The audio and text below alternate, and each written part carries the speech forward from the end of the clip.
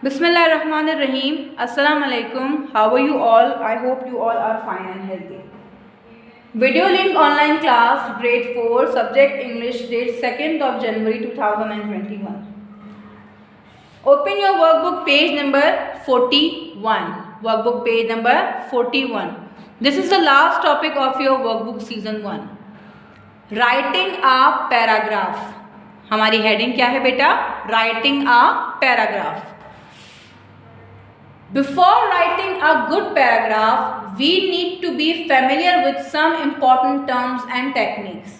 अब हमसे कह रहे हैं कि किसी भी अच्छे पैराग्राफ को लिखने के लिए हमें कुछ इम्पॉर्टेंट उसूल आने चाहिए, कुछ टेक्निक्स आनी चाहिए। पैराग्राफ क्या होता है?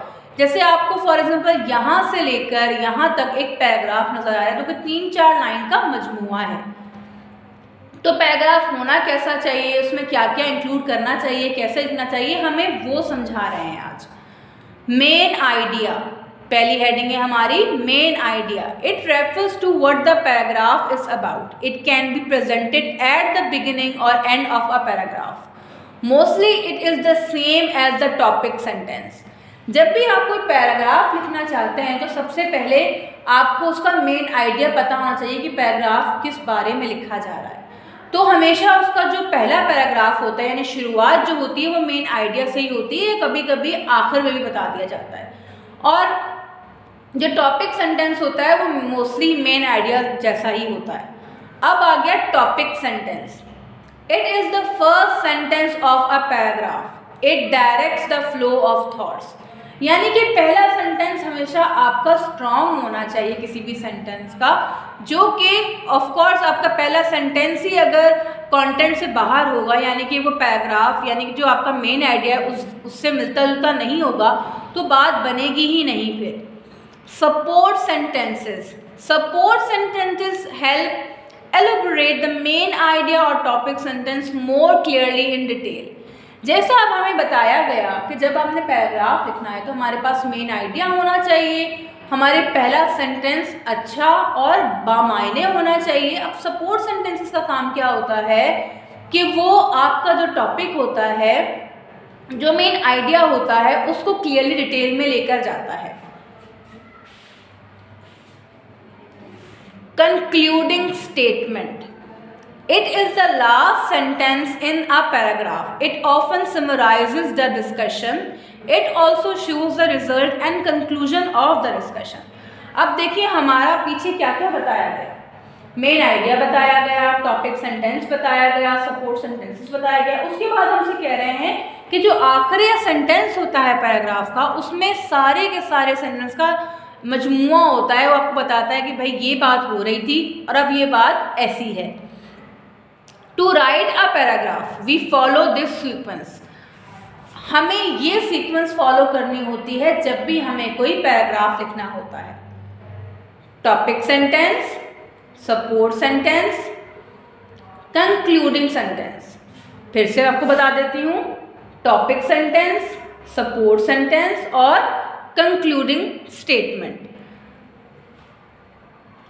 In a topic sentence, we present the main idea about which are going to write the paragraph. In the next sentences, we provide more information related to the topic sentence. The concluding statement given a proper ending and expresses the result of the discussion presented in the paragraph.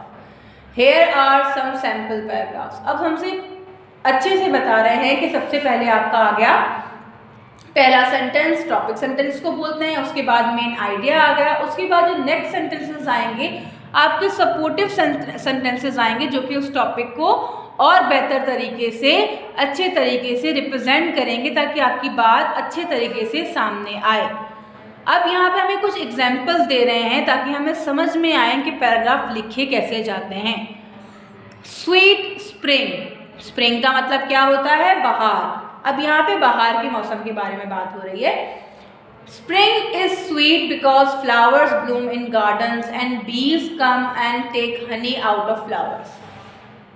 अब देखें पहली line में ही हमें बता रहे हैं कि बाहर के मौसम के बारे में लिख रहे हैं। तो बाहर के मौसम में होता क्या क्या है कि बाहर के मौसम बहुत ही मीठा और सुहाना होता है, क्योंकि बाहर के मौसम में फूल खिलते हैं, शहद की मक्खियाँ जो हैं वो शहद फूलों से निकाल रही होती हैं। I feel good because it is very pleasant outside and I can go on the swings. मुझे बहुत अच्छा लगता है क्योंकि बाहर के मौसम में बाहर का जो मौसम होता है उसमें मौसम बहुत खूबसूरत होता है और मैं बाहर झूले झूलने जा सकता हूँ। The best part of spring is that we can go to park. और बाहर के मौसम की सबसे अच्छी बात होती है कि हम पार्क में घूमने के लिए जा सकते हैं।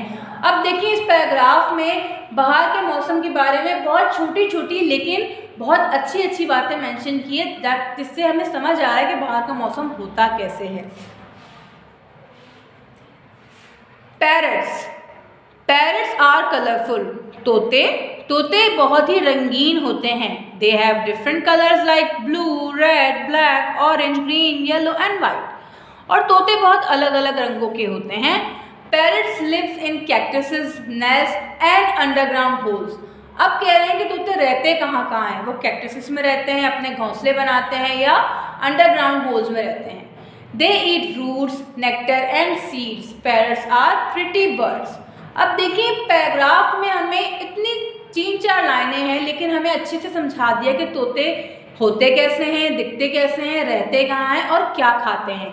ये एक अच्छे पैराग्राफ की निशानी होती है।